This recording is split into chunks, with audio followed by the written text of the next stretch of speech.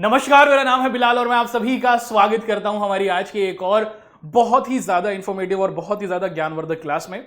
हम लोग मुख्य तौर पर अपनी क्लास 9th के जो हमारे प्यारे बच्चे हैं उन सभी के साथ बात कर रहे हैं। और क्लास 9th के प्यारे बच्चों के साथ बात करते हुए दोस्तों हम लोग आप सभी के सामने पेश कर रहे हैं आपका ये प्यारा उदय बैच, है ना। और आप सभी को पता है कि मुख्य तौर पर इस बैच के अंदर हम लोग आप सभी के साथ अलग अलग जो आपके सब्जेक्ट्स हैं, जैसे सामाजिक अध्ययन हुआ, हिंदी हुआ, इंग्लिश हुआ, मैथ हुआ, साइंस के अलग अलग आपके पार्ट्स हुए, उसको कवर कर रहे हैं। और सोशल साइंस विषय के अंतर्गत आप लोग क्या देखते हैं दोस्तों, इस भाग के अंदर जो हमारा एक सोशल स्टडी के अंदर जो हमारा एक भाग है उसको हम लोग आप सभी के साथ डिस्कस कर रहे हैं, है ना। सोशल स्टडी जिसे हम लोग सामाजिक अध्ययन भी कहते हैं। और एक चैप्टर हम लोग आप सभी के साथ डिस्कस कर चुके हैं, स्टार्ट कर चुके हैं, जिसका नाम है, आप देख पा रहे हैं, संसाधन के रूप में लोग या फिर मानव संसाधन। अलग अलग बोर्ड्स में इस चैप्टर को अलग अलग नाम से पुकारा गया है। कुछ बोर्ड्स में इस चैप्टर को संसाधन के रूप में लोग के नाम से पुकारते हैं, वहीं कुछ बोर्ड्स में इसको मानव संसाधन के नाम से भी पुकारा जाता है। तो घबराने की जरूरत नहीं है। चैप्टर और चैप्टर का नाम आप देखते हैं कि सेम ही है ना। आप देखते हैं कि चैप्टर को अलग अलग नाम दे दिया गया है, लेकिन उसकी जो पूरी की पूरी कहानी है, उसके अंदर जो भी बातें बताई गई हैं वो पूरे तौर पर सेम है। आप कक्षा 9th में हमारी जो ये अर्थशास्त्र की पुस्तक है ना, इकोनॉमिक्स वाला जो भाग है, वहां पर आपको ये चैप्टर दिखता है। और बहुत ही इंटरेस्टिंग, बहुत ही ज्ञानवर्धक और बहुत ही महत्वपूर्ण हमारा ये चैप्टर होने वाला है आपके पेपर से। आप देखते हैं कि यहां से बहुत सारे प्रश्नों को, बहुत सारे सवालों को पूछा जाता है। Shall we begin the class. चलिए दोस्तों, क्लास को शुरू करते हैं। और ये हमारा इस चैप्टर का लेक्चर नंबर 2 होगा। इससे पहले हम लोग लेक्चर नंबर 1 को आप सभी के साथ डिस्कस कर चुके हैं। तो जिन बच्चों ने लेक्चर नंबर 1 को नहीं देखा है, आपसे रिक्वेस्ट है, गुजारिश है, विनती है कि आप लोग पहले लेक्चर नंबर 1 को देख लें। शुरुआत करते हैं।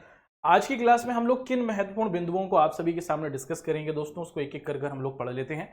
सबसे पहले हम लोग स्वास्थ्य के बारे में पढ़ेंगे, है ना। स्वास्थ्य, यहां पर एक शब्द आपके सामने रखा हुआ है जिसे हम लोग मानव संसाधन कह रहे हैं, है ना। या फिर हम लोग क्या कह रहे हैं दोस्तों, या फिर हम लोग इसे संसाधन के नाम से भी पुकार रहे हैं। भाई संसाधन क्या होता है, आप सभी को पता है कि संसाधन हमारे आसपास मौजूद सभी वो वस्तुएं हैं जिनके प्रयोग करने से हमारा जीवन बहुत ही सरल हो जाता है। जैसे हमारे पास बिजली मौजूद है, इलेक्ट्रिसिटी। इस इलेक्ट्रिसिटी को यूज करने से हमारा जीवन बहुत आसान हुआ। तो बिजली एक तरीके से आप देखते हैं कि हमारे लिए एक संसाधन हुई। जो भी चीजें हमारे आसपास मौजूद हैं और जिनका प्रयोग हम करते हैं और जिससे हमारा जीवन आसान हो जाता है, उसे हम लोग संसाधन कहते हैं। अब हमारे आसपास मौजूद पानी हुआ, बिजली हुई, आप देखते हैं कि हमारे आसपास मौजूद ये कैमरा हुआ जिसके थ्रू आप मुझे देख पा रहे हैं, तो ये सभी हमारे रिसोर्सेस या फिर संसाधन हुए। अब यहां पर एक शब्द है कि मानव संसाधन। हम कैसे किसी मनुष्य को उपयोग रूपी बना सकते हैं, हम कैसे किसी मनुष्य को इतना बेहतरीन बना सकते हैं कि वो अपनी जरूरतों को पूरा करे और उसी के साथ साथ उसके द्वारा दूसरों की जरूरतें पूरी हो, जिससे उस व्यक्ति का भी विकास हो और उसके जरिए दूसरे लोगों का भी विकास हो। इसी को हम लोग मानव संसाधन कहते हैं। अलग अलग देश के अंदर जो अलग अलग सरकारें होती हैं वो मुख्य तौर पर मानव संसाधन पर पूरे तौर पर काम करती हैं। और इसके पीछे उद्देश्य ये होता है कि जितने ज्यादा आपके मानव विकसित होंगे, जितने ज्यादा आपके नागरिक विकसित होंगे, उतना ही आपके देश का विकास होगा। हमने अपनी पिछली क्लास के अंतर्गत देखा था कि जब भी हम लोग मानव संसाधन की बात करते हैं तो इसमें सबसे महत्वपूर्ण भाग देता है शिक्षा। इस शिक्षा या फिर एजुकेशन के जरिए आप कुछ भी बदलाव कर सकते हैं। समाज के अंदर जो शिक्षित व्यक्ति होता है उसे अपने अधिकारों के बारे में पता होता है, उसे सही गलत के बारे में पूरी जानकारी होती है और उसे आप पता है कि वो बहुत ही समझदारी के साथ फैसलों को लेता है। तो दुनिया के अंदर इसी वजह से हर एक देश की जो सरकार होती है वो अपने लोगों को शिक्षित करना चाहती है, पढ़ाना चाहती है, तो ताकि जितने ज्यादा लोग पढ़ेंगे उतने ज्यादा सही फैसले वो लेंगे। इससे उन लोगों का भी विकास होगा जो पढ़ लिख लेंगे, और उसी के साथ साथ आप देखते हैं कि जब लोगों का विकास होगा तो पूरे देश का भी विकास होगा। सिर्फ शिक्षा ही नहीं दोस्तों, जब भी हम लोग मानव संसाधन की बात करते हैं तो मानव संसाधन के लिए हमें स्वास्थ्य की भी जरूरत होगी। अब कोई ऐसा देश है जहां के लोग पूरे तौर पर आपको देखते हैं कि पढ़े लिखे हैं, लेकिन अगर वो स्वस्थ नहीं है, लेकिन आप देखते हैं कि वो हेल्दी नहीं है, बीमार रहते हैं, बीमारियां उनको परेशान करती रहती हैं। एक बीमार व्यक्ति ना तो खुद काम कर सकता है, ना वो काम कर कर पैसे को अर्जित कर सकता है, ना वो पैसा कमाकर अपना जीवन बेहतर कर सकता है और ना ही देश का। इसीलिए शिक्षा के साथ साथ हमें स्वास्थ्य की भी जरूरत होती है। क्यों, इसको और डिटेल से पढ़ेंगे। उसी के साथ साथ बेरोजगारी। बेरोजगारी क्या होती है और ये किसी भी देश में मानव संसाधन को कैसे प्रभावित करती है, ये देखेंगे।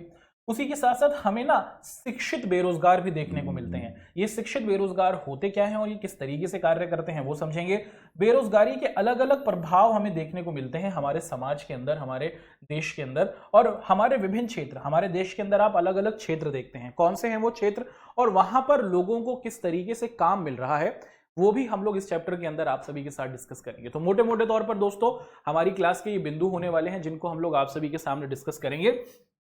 शुरुआत कर देते हैं कि कैसे स्वास्थ्य, कि कैसे हमारा जो हेल्थ होता है, आप देखते हैं कि वो किसी भी व्यक्ति के विकास के लिए, अगर मैं स्वस्थ होऊंगा तो मैं सही तरीके से आपको पढ़ा सकता हूं, अगर मैं स्वस्थ होऊंगा तो मैं अच्छे तरीके से आपको समझा सकता हूं, अगर मैं ही बीमार रहा तो फिर मैं रेगुलर क्लासेस नहीं कर पाऊंगा, आपको सही तरीके से पढ़ा नहीं पाऊंगा, इससे मेरा भी विकास नहीं होगा और आपका भी विकास नहीं होगा और देश का भी विकास नहीं होगा, यानी कि देश भी बेहतर नहीं बनेगा, है ना। तो यहां पर हम लोग देख रहे हैं दोस्तों स्वास्थ्य के बारे में लिखा है कि एक स्वस्थ व्यक्ति अपनी पूरी क्षमता से काम कर सकता है और देश की अर्थव्यवस्था में, देश की अर्थव्यवस्था यानी कि देश के विकास में एक महत्वपूर्ण परिसंपत्ति साबित हो सकता है, एक बहुत महत्वपूर्ण भाग बन सकता है। एक स्वस्थ व्यक्ति है, दिल लगाकर काम करेगा तो उसके बाद उसे पैसा मिलेगा, उस पैसे से वो थोड़ा बहुत खर्चा खुद करेगा और उसके बाद थोड़ा बहुत पैसा सरकार को भी टैक्स के तौर पर देगा। सरकार के पास जब वो पैसा टैक्स के तौर पर आएगा तो सरकार उससे बिजली, आप देखते हैं कि बिजली प्रोवाइड कराएगी, सड़कों को बनाएगी। इसी तरीके से किसी भी देश को आप देखते हैं कि चलाया जाता है। तो जिस भी देश के अंदर जो स्वस्थ लोग होते हैं वो उस देश के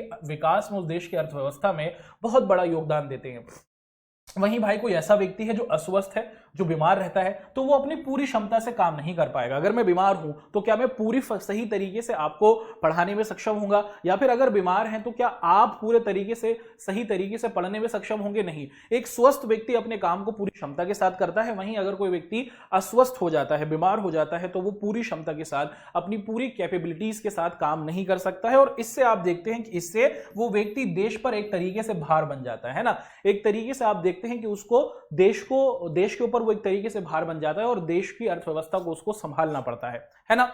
अब भारत की राष्ट्रीय स्वास्थ्य योजना का लक्ष्य यह है, हमारे देश के अंदर या फिर दुनिया के अलग अलग देशों के अंदर क्या किया जाता है, देश के अंदर स्वास्थ्य को लेकर राष्ट्रीय प्रोग्राम बनाए जाते हैं। हमारे देश के अंदर भी है दोस्तों, जिसे हम लोग कहते हैं भारत की राष्ट्रीय स्वास्थ्य योजना, और इसका लक्ष्य है कि भारत के अंदर हर व्यक्ति तक स्वास्थ्य सेवाओं को पहुंचाया जाए, है ना। प्रधानमंत्री जन आरोग्य योजना, आप इसी से संबंधित एक कार्यक्रम देख रहे हैं कि भारत के अंदर अमीर से अमीर व्यक्ति हो, भारत के अंदर गरीब से गरीब व्यक्ति हो, चाहे वो हिंदी भाषा बोले या फिर कोई सी भी भाषा को बोले, चाहे वो उत्तर में रहे या फिर दक्षिण में, चाहे पूरब में रहे या फिर पश्चिम में, अगर वो भारत के अंदर रहने वाला नागरिक है तो देश की सरकार पूरे तौर पर उनको अच्छी स्वास्थ्य सुविधाएं प्रोवाइड कराएगी। उनके लिए डिस्पेंसरीज बनाई जाएंगी, छोटे छोटे नर्सिंग होम्स बनाए जाएंगे, अस्पतालों को बनाया जाएगा ताकि लोगों का इलाज हो सके, अगर वो बीमार हैं तो उनको सही किया जा सके, क्योंकि ये जो स्वस्थ लोग होंगे यही देश के विकास में बहुत बड़ा योगदान देंगे, है ना।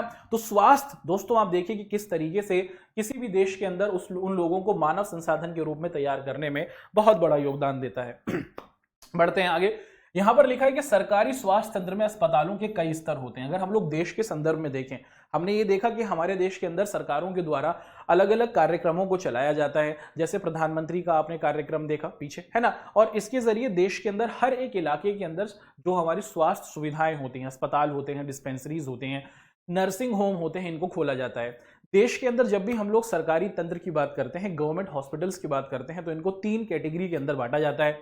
इसमें सबसे पहला क्या होता है दोस्तों, सबसे नीचे स्तर का, सबसे बेस लेवल पे जो होता है उसे कहा जाता है प्राथमिक चिकित्सा, है ना। क्या कहा जाता है दोस्तों, इसे कहा जाता है प्राथमिक उपचार केंद्र। और ये मुख्य तौर पर आप देखते हैं कि जो हमारे ग्रामीण इलाके होते हैं वहां पर किया जाता है कि अगर आप बीमार हुए, आपको हल्का सा सर्दी जुकाम हुआ, बुखार हुआ, तो आप देखते हैं कि एक छोटा सा अस्पताल होगा, एक डॉक्टर और वहां पर एक नर्स होगी जो आपका इलाज कर देगी। तो छोटे छोटे गांव में, ताकि हर एक व्यक्ति को सही तरीके से इलाज मिल सके, भारत में सबसे पहले क्या किया गया है, हमारे यहां पर हम देखते हैं कि हर गांव के अंदर प्राथमिक चिकित्सा केंद्र को खोला गया है, जहां पर आप देखते हैं कि लोगों को आसानी के साथ उपचार मिल जाता है। अब इसका जो दूसरा स्तर होता है ना, आप देखते हैं कि प्राथमिक चिकित्सा केंद्र से जो ऊपर का स्तर होता है कि बहुत सारे गांवों को मिलाकर जिले बनते हैं, है ना। अगर हम लोग जिलों की बात करें, जिसे इंग्लिश में डिस्ट्रिक्ट कहा जाता है, तो हर एक गांव के अंदर एक प्राथमिक केंद्र होगा। अब ऐसे ही हम लोग देखते हैं कि बहुत सारे जो गांव हैं, बहुत सारे जो हमारे गांव हैं, इनको मिलाकर जिला बनता है। और जिले के अंदर भी, डिस्ट्रिक्ट के अंदर भी आप लोग देखते हैं कि दोस्तों एक सामुदायिक चिकित्सा केंद्र को बनाया जाता है। और इस सामुदायिक चिकित्सा केंद्र के अंदर आप देखते हैं कि बड़े डॉक्टर जो बड़ी बीमारियों से डील करते हैं, जो विशेषज्ञ होते हैं, जो स्पेशलिस्ट होते हैं, जो सर्जन होते हैं, जो ऑपरेशन करने की योग्यता रखते हैं, ऐसे डॉक्टर आप देखते हैं कि हमें डिस्ट्रिक्ट चिकित्सा केंद्रों में दिखते हैं, है ना। तो अगर छोटी मोटी बीमारी होती है तो प्राथमिक चिकित्सा केंद्र में संपर्क किया जाता है, और अगर आप देखते हैं कि बीमारी थोड़ी बड़ी होती है, उसका विकट आप देखते हैं कि विराट रूप होता है, तो उसके अंतर्गत जो हमारे लोग होते हैं वो सामुदायिक चिकित्सा केंद्र जो जिले के अंदर मौजूद है वहां पर जाते हैं। और उसी के बाद आप लोग देखते हैं कि जो जिले के अंदर जो हमारा जिले से संबंधित ये जो आप देखते हैं कि अस्पताल होता है दोस्तों, यहां पर डॉक्टरों और बेडों की संख्या अधिक होती है, ठीक है। तो जिले के अंदर आप देखते हैं कि जितने भी हमारे लोग होंगे, डॉक्टर्स होंगे, वो थोड़े आप देखते हैं कि एक्सपीरियंस्ड होंगे, स्पेशलिस्ट होंगे अपने काम के अंतर्गत, और उसी के साथ साथ वहां पर मरीजों के रखने की भी सुख सुविधाएं होती हैं। इसी के साथ साथ हम देखते हैं कि बड़े शहरों में फिर हम देखते हैं कि इसका जो रूप है दोस्तों, उसे हम लोग देखते हैं शहरों के अंतर्गत क्या किया जाता है, जिला अस्पतालों के अलावा मेडिकल कॉलेज भी होते हैं ना। तो जो तीसरे स्तर का सबसे ऊपर का जो हमारे देश के अंदर सरकारी तंत्र का आप देखते हैं कि अस्पतालों का सिस्टम है, उसमें सबसे ऊपर हमें शहरों के अंदर मौजूद जो बड़े बड़े हॉस्पिटल्स होते हैं, गवर्नमेंट हॉस्पिटल्स, वो हमें देखते हैं। और इन बड़े बड़े गवर्नमेंट हॉस्पिटल्स में मेडिकल कॉलेज भी होते हैं, तो बच्चे पढ़ते भी हैं, और यहाँ पर आप देखते हैं कि मरीजों का इलाज भी किया जाता है, और यहाँ पर हर प्रकार की सुख सुविधा आपको देखने को मिलती है। तो सबसे नीचे प्राथमिक चिकित्सा केंद्र हुआ, उससे ऊपर आप देखते हैं कि हमारा जिला सामुदायिक केंद्र हुआ, और उसके बाद फिर बड़े शहरों के हमारे आप देखते हैं कि हॉस्पिटल्स हुए। तो कुछ इस तरीके से देश के अंदर स्वास्थ्य को हमारे देश की सरकार सुनिश्चित करती है, ताकि हर एक व्यक्ति को एक अच्छा इलाज मिल सके और कोई भी व्यक्ति किसी प्रकार से बीमार ना रह सके। उसी के साथ हम देखते हैं कि आज भी हमारे देश में स्वास्थ्य सेवाएं दोस्तों उतनी अच्छी नहीं पहुंच पाई हैं। अगर हम लोग देश के अंतर्गत देखें, अगर मैं आपसे पूछूं कि भारत के हर गांव के अंदर हमें चिकित्सा केंद्र दिख जाएगा, ऐसा नहीं है। हाँ, देश की सरकार ने इसे बनाने के लिए बहुत सारे काम किए हैं। पूरे तौर पर आप देखते हैं कि नियमों को बनाया गया है, पैसा सरकार की तरफ से दिया जाता है, और अगर अस्पताल वहां बना है तो लोग सही तरीके से काम नहीं कर रहे हैं।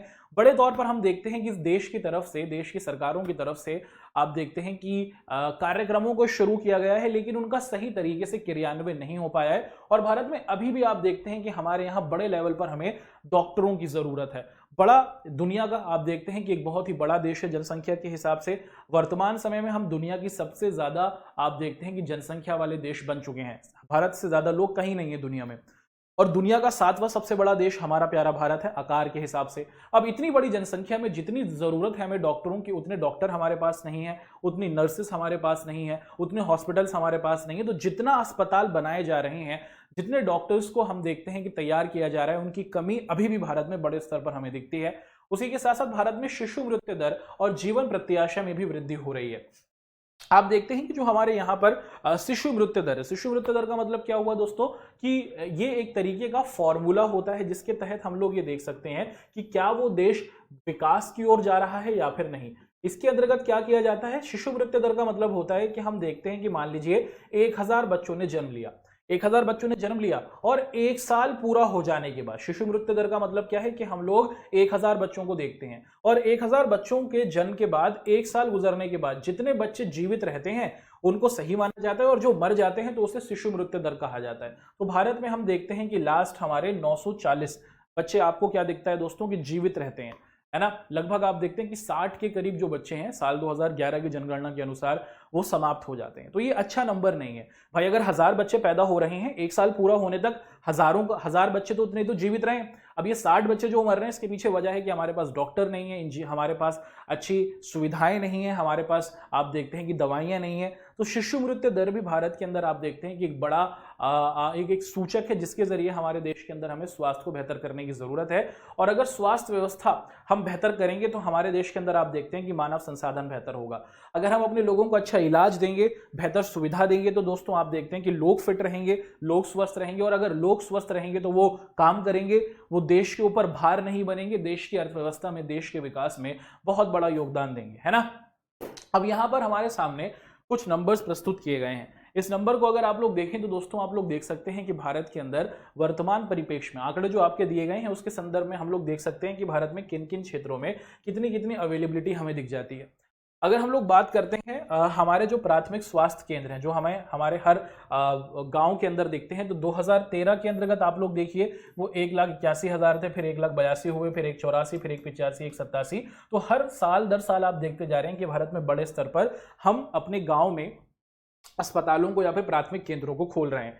अब इसी के साथ साथ औषधालय, औषधालय का मतलब जहां पर दवाई केंद्र, जहां पर दवाइयां मिलती हैं, तो 2013 में वो 29,000 है, फिर आप देखते हैं कि 29,715 है, फिर 29,975 है, फिर 30 हुआ और फिर 31। तो धीरे धीरे आप देखते जा रहे हैं, स्टेबल के जरिए हमें ये समझने का मौका मिल रहा है कि साल 2013 से साल 2017 के बीच में भारत में बड़े स्तर पर आप देखते हैं कि हमने स्वास्थ्य सुविधाओं को बेहतर किया। अगर हम ऐसे अस्पतालों को देखें जहां पर बिस्तर की सुविधा है, तो आप देख पा रहे हैं दोस्तों, ये जो नंबर है ये 62 से शुरू होकर आप देखते हैं कि 71 तक पहुंचा है, और बहुत बड़ा अंतर आपको देखने को मिलता है। ऐसे ही हमारे जो पंजीकृत डॉक्टर हैं, स्किल्ड डॉक्टर हैं, एमबीबीएस डॉक्टर्स हैं, जो भारत के अंदर हमें बड़े स्तर पर दिखते हैं, तो साल 2013 से आप देखते जा रहे हैं कि धीरे धीरे इनका नंबर बढ़ा है, लेकिन आप देखते हैं कि 2017 में हम मात्र 17,982 डॉक्टर्स ही प्रोड्यूस कर पाए। तो अभी भी बड़े स्तर पर हमें इन डॉक्टर्स को बनाने की जरूरत है। नर्सिंग कर्मी का मतलब क्या होता है दोस्तों? नर्सिंग कर्मी का मतलब होता है कि जो हमारे नर्सेस होती हैं, है ना, जो डॉक्टर की सहायता करती हैं, तो आप देखते हैं कि उनका नंबर भी धीरे धीरे भारत के अंदर बढ़ता जा रहा है, और ये एक अच्छा सूचक है ना। तो डॉक्टरों की जितनी ज्यादा जरूरत है उतने डॉक्टर्स अभी भी हम प्रोड्यूस नहीं कर पा रहे हैं। अगर भारत के अंदर देखा जाए तो प्रति 12,000 लोगों पर एक डॉक्टर हमें देखने को मिलता है। तो बहुत अजीब नंबर है ना, कि 12,000 लोगों के लिए एक डॉक्टर हमें देखने को मिल रहा है। इतनी ज्यादा पॉपुलेशन है भारत के अंदर और डॉक्टरों की संख्या अभी भी बहुत कम है। तो इसीलिए ज्यादा से ज्यादा डॉक्टर्स हमारे देश के अंदर बनाने की जरूरत है, जो हमारे देश में एक बेहतर इलाज हम सभी को प्रोवाइड करा सकें। क्योंकि अगर हमें सभी को बेहतर इलाज मिलेगा तो हम स्वस्थ रहेंगे, और अगर हम स्वस्थ रहेंगे तो देश के विकास में बहुत बड़ा योगदान दे सकते हैं। अब दोस्तों यहां से हम लोग आप सभी को लेकर चल रहे हैं एक बिंदु की तरफ, जिसे कहा जा रहा है बेरोजगारी। अभी बेरोजगारी का मतलब क्या होता है ना, इसको समझना बहुत ज्यादा जरूरी है, क्योंकि आपके पेपर में आप देखते हैं कि यहां से बहुत सारे सवालों को पूछा जाता है कि भैया जी ये जो आपका शब्द है बेरोजगारी, इसका अर्थ क्या होता है दोस्तों, इसको हम लोग समझने की कोशिश करते हैं। देखिए बेरोजगारी ये जो शब्द है, ये एक प्रकार की आप देखते हैं कि अवस्था या फिर सिचुएशन है ना। बेरोजगारी क्या है? एक प्रकार की अवस्था या फिर सिचुएशन है कि भाई मैं एक 18 साल का व्यक्ति हूं मान लीजिए, और मैं काम करना चाहता हूं मगर मुझे काम नहीं मिल रहा। तो जिस सिचुएशन में मैं हूं, जिस कंडीशन में मैं हूं, जिस अवस्था में मैं हूं, तो ये बेरोजगारी कहलाती है और मुझे बेरोजगार कहा जाएगा। दो शब्द है यहां पर, कंफ्यूज मत होइएगा। पहला शब्द है बेरोजगार, है ना, बेरोजगार। तो बेरोजगार उस व्यक्ति को कहा जाता है जिसको काम नहीं मिलता, जो काम करना चाहता है, जो काम करने के योग्य है, जो फिट भी है, मगर उसे काम नहीं मिलेगा तो कहेंगे कि आप बेरोजगार हैं, आप अनएम्प्लॉयड हैं। और जिस कंडीशन में, जिस सिचुएशन में वो है कि उसे काम की तलाश है मगर काम नहीं मिल रहा, तो उसको हम लोग बेरोजगारी कहते हैं। और बेरोजगारी भी जो होती है दोस्तों, किसी भी देश के अंदर उसके विकास को, वहां पर रहने वाले लोगों को और वहां के मानव संसाधन को बड़े तौर पर प्रभावित करती है। जब कोई व्यक्ति, देखिए बेरोजगारी क्या है दोस्तों, कि जब कोई व्यक्ति काम की तलाश में हो मगर उसे काम नहीं मिल रहा हो, तो उस आदमी को हम लोग बेरोजगार कहते हैं। और जिस सिचुएशन में वो फंसा हुआ है उसको बेरोजगारी कहा जाता है। आदमी को, जो व्यक्ति काम नहीं ढूंढ पा रहा, उसे बेरोजगार कहेंगे। जिस कंडीशन, जिस सिचुएशन में वो है, उसे बेरोजगारी कहा जाता है। अगर हम लोग देखें कि केवल 15 से 59 आयु वर्ग के लोगों को ही बेरोजगारी श्रेणी में रखा जाता है, तो हमारे देश के अंदर ये नियम है कि भैया जो आपको दिखता है कि 15 साल से लेकर 59 ईयर्स की जो एज तक के लोग हैं, उन्हीं को हम लोग बेरोजगारी की कैटेगरी में रखेंगे। जो 60 साल से बड़े लोग हैं उनको काम नहीं कराया जाता, वो रिटायर होते हैं। जो 15 साल से छोटे होते हैं वो बच्चे होते हैं, तो उनसे भी काम नहीं कराया जा सकता। तो जब भी हम लोग बेरोजगारी के आंकड़े प्रस्तुत करते हैं, इनमें 15 साल से 59 ईयर्स तक के जो लोग होते हैं उन्हीं को शामिल किया जाता है।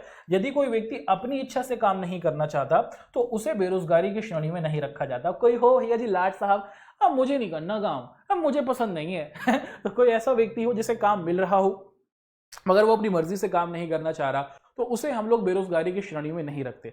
बेरोजगार उस व्यक्ति को ही कहा जाता है जो काम करना चाहता है अपितु उसे काम नहीं मिल रहा है, तो उसी को हम लोग क्या कहते हैं दोस्तों, उसी को हम लोग बेरोजगार के नाम से पुकारते हैं। ठीक है, बढ़ते हैं आगे। अब यहां पर एक शब्द आपके सामने प्रस्तुत किया जा रहा है जिसे कहा जा रहा है मौसमी बेरोजगारी। ठीक है, अब ये मौसमी बेरोजगारी क्या होती है दोस्तों, इसको समझने की हम लोग कोशिश करते हैं। देखिए मौसमी बेरोजगारी जो होती है वो भारत के अंदर मुख्य तौर पर हमें हमारे ग्रामीण इलाकों में देखने को मिलती है। ठीक है, और ग्रामीण इलाकों में जो हमारे गांव के इलाके होते हैं ना, वहीं पर हमें एक प्रकार की मौसमी बेरोजगारी दिखती है। इस मौसमी बेरोजगारी को समझने के लिए मैं आपको एक एग्जांपल देता हूं कि मान लीजिए कि भैया जी एक खेत है, ठीक है, और इस खेत के अंदर आप लोग देखते हैं कि हमारे पास ना 5 लोग हैं। ठीक है, और ये पांचों लोग क्या करते हैं दोस्तों, इस खेत के अंदर काम करते हैं। और इनका काम क्या है, इनका काम है कि भैया जी ये ना अनाज साफ करेंगे, कि इनका काम है कि ये अनाज को साफ करेंगे, जो भी खेत में फसल है उसको साफ करेंगे। ये पांचों लोग मिलकर हर दिन में 100 किलो जो अनाज है उसकी सफाई कर लेते हैं। ठीक है, एक दिन हमने क्या किया, एक दिन ना हमने 2 लोगों को काम पर नहीं भेजा, कहा कि भैया आज आप काम पर नहीं आओ। और उस दिन जब 3 लोग गए तो इन 3 लोगों ने भी क्या किया दोस्तों, इन 3 लोगों ने भी 100 किलो जो अनाज था उसकी सफाई की।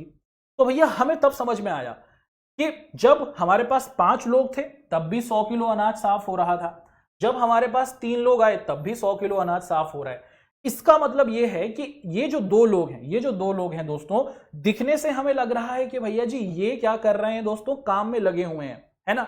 लेकिन आप देखते हैं कि जब इनको हटा दिया तो उत्पादन पर कोई फर्क नहीं पड़ा। इसी को हम लोग क्या कहते हैं, इसी प्रकार की बेरोजगारी को हम लोग मौसमी बेरोजगारी के नाम से पुकारते हैं, है ना। इसी को हम लोग क्या कहते हैं दोस्तों, इस प्रकार की बेरोजगारी को, माफ कीजिएगा, इस प्रकार की बेरोजगारी को हम लोग प्रच्छन्न बेरोजगारी या फिर छुपी हुई बेरोजगारी कहते हैं। क्या कहा जाता है, इस प्रकार की जो बेरोजगारी होती है इसको हम लोग छुपी हुई बेरोजगारी या फिर आप देखते हैं कि प्रच्छन्न बेरोजगारी, है ना। छुपे हुए हैं, हमें दिखने से लग रहा है कि ये 5 लोगों को काम मिला हुआ है, लेकिन जब 5 में से 2 को हटा दिया तब भी 100 किलो अनाज साफ हुआ। तो पता चला भाई ये जो 2 लोग थे ना ये बेरोजगार थे, देखने से लग रहा है कि ये चलो इनके साथ काम कर रहे हैं तब भी 100 किलो अनाज साफ हुआ और इनको हटाने से भी 100 किलो अनाज साफ हुआ। तो इससे पता चला कि ये जो 2 लोग हैं ये छुपे हुए बेरोजगारी कहलाती है, जिसे हम लोग प्रच्छन्न बेरोजगारी भी कहते हैं। ठीक है, पीछे एक पॉइंट है जिसे कहा जा रहा है मौसमी बेरोजगारी। अब ये जो मौसमी बेरोजगारी है दोस्तों ये भी हमें ग्रामीण क्षेत्रों में देखने को मिलती है और मौसमी बेरोजगारी संबंधित होती है किससे दोस्तों, मौसमी बेरोजगारी संबंधित होती है मौसम से, है ना। अब मान लीजिए कि हमारे भाई जो किसान हैं, जो खेतों में काम करते हैं, जब फसल को उन्होंने बो दिया, अब फसल को बो दिया तो फसल धीरे धीरे पकेगी। जिस समय फसल धीरे धीरे पक रही होती है तो उस समय किसान के पास कोई काम नहीं होता और उस कंडीशन को हम लोग क्या कहते हैं, मौसमी बेरोजगारी कहते हैं। तो बेरोजगारी के भी अलग अलग रूप हैं। हमने पीछे डिस्कस किया था प्रच्छन्न या फिर छुपी बेरोजगारी के बारे में, जिसमें दिखता है कि काम कर रहे हैं लेकिन जब हटा दिया तो उत्पादन पर कोई फर्क नहीं पड़ा। मौसमी बेरोजगारी का मतलब होता है कि आदमी मौसम के अनुरूप काम करता है। अब उसने फसल को बो दिया और फसल धीरे धीरे पक रही है, जब तक फसल पकेगी 2-3 महीने तक, तो उस अवस्था में आप देखते हैं कि जो व्यक्ति होता है दोस्तों वो हमें क्या दिखता है, वो व्यक्ति हमें मुख्य तौर पर आप देखते हैं कि काम की तलाश में या फिर खाली बैठना उनको पड़ जाता है ना। ठीक है, अब यहां पर एक शब्द है प्रच्छन्न बेरोजगारी। ये भी हमें हमारे कहां दिखती है, गांव के क्षेत्रों में ही दिखती है। और इसका एग्जाम्पल हमने क्या दिया, इसका एग्जाम्पल यही है कि 5 लोग 100 किलो अनाज को साफ कर रहे हैं, हमने 2 लोगों को काम पर नहीं भेजा, इन 3 लोगों ने भी 100 किलो अनाज को साफ किया। तो पता चला भाई ये जो 5 लोग थे ये मुख्य तौर पर प्रच्छन्न बेरोजगारी में छपे हुए थे या फिर छुपी हुई बेरोजगारी से कहा जाता है कि जब इनमें से 3 लोगों को भेजा तो उन्होंने 100 किलो अनाज को ही साफ किया। तो ये जो 2 लोग थे दोस्तों ये छुपे हुए बेरोजगार थे, दिखने से लग रहा था कि इनके पास काम है, लेकिन जब हम इनको देखते हैं, जब इनको हटा दिया तो उत्पादन पर कोई फर्क नहीं पड़ा। और इसी को हम लोग क्या कहते हैं, प्रच्छन्न बेरोजगारी या फिर छुपी हुई बेरोजगारी के नाम से पुकारते हैं। ठीक है, यही क्या कहलाती है दोस्तों, यही हमारी प्रच्छन्न बेरोजगारी या फिर छुपी हुई बेरोजगारी कहलाती है, जिसमें उत्पादकता का जितना प्रोडक्शन हो रहा है उस पर कोई फर्क हमें पड़ता हुआ नहीं दिखता है। ठीक है, तो हमारी जो प्रच्छन्न बेरोजगारी है दोस्तों उसको हम लोग छुपी हुई बेरोजगारी के नाम से भी पुकारते हैं। तो अब तक हमने बेरोजगारी के 2 रूपों को डिस्कस किया।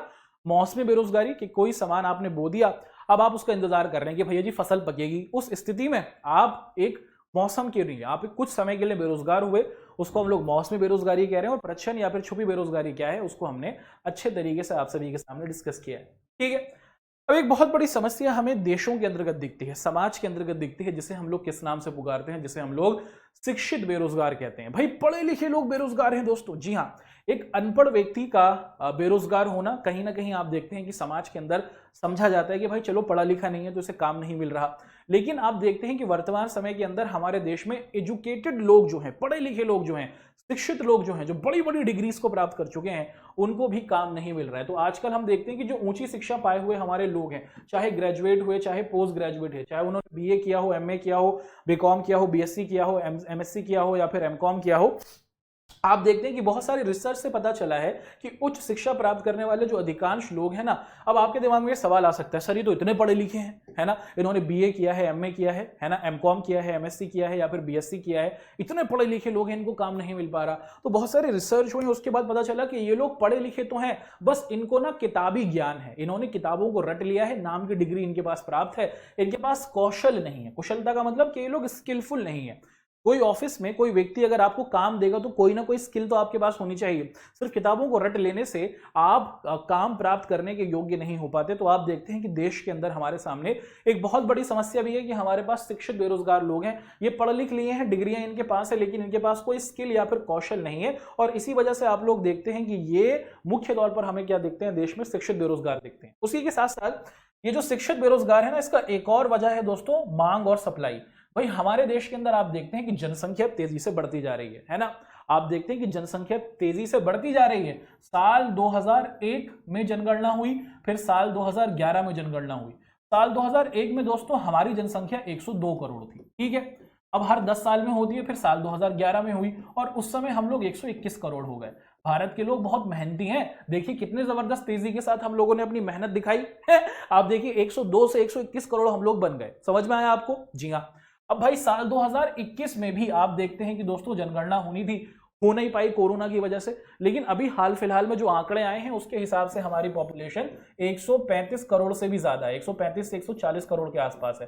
तो देखो पॉपुलेशन कितनी तेजी के साथ बढ़ रही है, जनसंख्या बहुत तेजी के साथ बढ़ रही है, लोग पैदा होते जा रहे हैं और नौकरियां या फिर हम कंपनियां उतनी ज्यादा खोल नहीं पा रहे हैं। तो मांग आप देखते हैं कि नौकरी की मांग ज्यादा है लेकिन उसकी सप्लाई बहुत कम है, उसकी आपूर्ति बहुत कम है। तो ये भी डिसबैलेंस है। इसी वजह से लोग पढ़ लिख तो लेते हैं, कुछ कौशल भी होता है उनके पास, वो स्किलफुल भी होते हैं, लेकिन आप देखते हैं कि मार्केट में इतनी डिमांड ही नहीं है। तो इसी वजह से भारत के अंदर आप देखते हैं कि लोग अभी भी हमें शिक्षित बेरोजगार के तौर पर दिख रहे हैं, ठीक है। अब भाई बेरोजगारी के प्रभाव क्या होते हैं कि अगर कोई व्यक्ति बेरोजगार है, अगर किसी व्यक्ति के पास काम नहीं है, तो इससे समाज पर, उस व्यक्ति पर क्या फर्क पड़ेगा। आप लोगों ने जरूर इस चीज को अनुभव किया होगा। आपके आसपास कोई ना कोई आपके बड़े भाई या फिर कोई बड़ी बहन होंगे जिन्होंने अपनी पढ़ाई को पूरा कर लिया होगा। अब वो घर पर होंगे या फिर आप देखते हैं कि वो आपके कोई रिश्तेदार हो सकते हैं। अगर आपसे मैं पूछूं कि वो कैसे रहते हैं, क्या वो खुश रहते हैं, क्या वो हताश नहीं रहते, क्या वो डिप्रेशन में नहीं रहते, क्या वो परेशान नहीं रहते। एक व्यक्ति जो पूरे साल आप देखते हैं कि उसने 12 साल स्कूल की पढ़ाई की, उसके बाद आप देखते हैं कि उसने अपने कॉलेज को किया। अब कॉलेज की पढ़ाई को करने के बाद और स्कूल की पढ़ाई को करने के बाद जब उसे काम नहीं मिलता, उसे घर पर रहना पड़ता है, तो दोस्तों आप देखते हैं कि इससे उस व्यक्ति के मानसिक तनाव में वो आ जाता है, वो हताश हो जाता है। हम देखते हैं कि बेरोजगारी से व्यक्ति हताश हो जाता है। भाई एक तरीके से हर चीज से उसका मोह भंग हो जाता है और परिवार के सदस्य क्या हो जाते हैं दोस्तों, उसको एक तरीके से भार मानने लगते हैं ना। ऐसा जरूर होता है कि अगर कोई आपका भाई है, वो अगर 20-22 साल का, 23-24 साल का हो गया है, या फिर कोई बहन भाई मुख्य तौर पर अगर हम देखें, और वो काम नहीं कर रहा है, तो परिवार के लोग ताना मारते हैं, हाँ कब तक काम करोगे, तुम्हें ग्रेजुएशन करे हुए 7 साल हो गए हैं, 6 साल हो गए हैं, कब तक ऐसे चलेगा, कब नौकरियां ढूंढोगे, तुम्हें नौकरी मिल क्यों नहीं रही है। इस तरीके से आप देखते हैं कि कहीं ना कहीं जो हमारे लोग होते हैं उनको तनाव में रहना पड़ता है और परिवार के ऊपर वो कहीं ना कहीं डिपेंडेंट हो जाते हैं। एक तो शुरुआत से लेकर स्कूल की पढ़ाई हुई, कॉलेज की पढ़ाई हुई, वो परिवार ने संभाली, और उसके बाद जब आप बड़े हो गए भैया जी, तो उस टाइम पर भी जब आपको काम नहीं मिल रहा, तो आप देखते हैं कि वहां पर भी वो एक तरीके से परिवार पर भारी हो जाते हैं। और अगर किसी देश के अंदर बेरोजगारों की संख्या बहुत तेजी के साथ बढ़ती रहेगी, ऐसा देश या फिर कोई ऐसा समाज होगा जहां पर बहुत ज्यादा संख्या में लोगों के पास काम नहीं होगा, तो क्या, अगर मैं आपसे पूछूं, वो देश बेहतर करेगा? जल्दी से कमेंट करके बताइए। एक ऐसा देश है जहां पर बड़ी संख्या में लोग बेरोजगार हैं, तो क्या उस देश की अर्थव्यवस्था के लिए वो देश बेहतर होगा? नहीं। इससे आप देखते हैं कि उस देश की अर्थव्यवस्था सही नहीं होगी। और बेरोजगारी बढ़ने से, लोगों के पास काम ना होने से, आप देखते हैं कि सबसे बड़ी चीज जो होती है समाज के अंदर, वो होती है अपराध का बढ़ना। भाई एक व्यक्ति है जो 22-25 साल का है, वो काम करना चाह रहा है लेकिन उसे काम नहीं मिल रहा, उसकी भी तो जरूरतें हैं, उसको भी तो कहीं ना कहीं अपने परिवार को शुरू करना है या फिर अपनी आवश्यकताओं की पूर्ति करनी है। तो फिर आप देखते हैं कि समाज में अपराध उठता है, लोग लूटते हैं, लोग क्या करते हैं दोस्तों, क्रिमिनल एक्टिविटीज में पड़ जाते हैं, जिससे समाज में अब अपराध को होता हुआ देखते हैं। तो बेरोजगारी के ही ये सारे के सारे प्रभाव हमें देखने को मिलते हैं।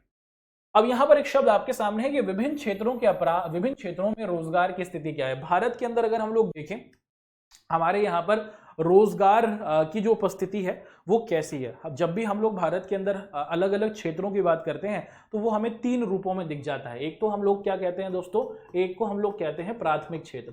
प्राथमिक क्षेत्र का मतलब क्या होता है? प्राथमिक क्षेत्र का मतलब होता है कि जो कृषि संबंधी कार्य होते हैं, है ना, तो जो खेती संबंधी कार्य होते हैं उनको हम लोग प्राथमिक क्षेत्र में देखते हैं।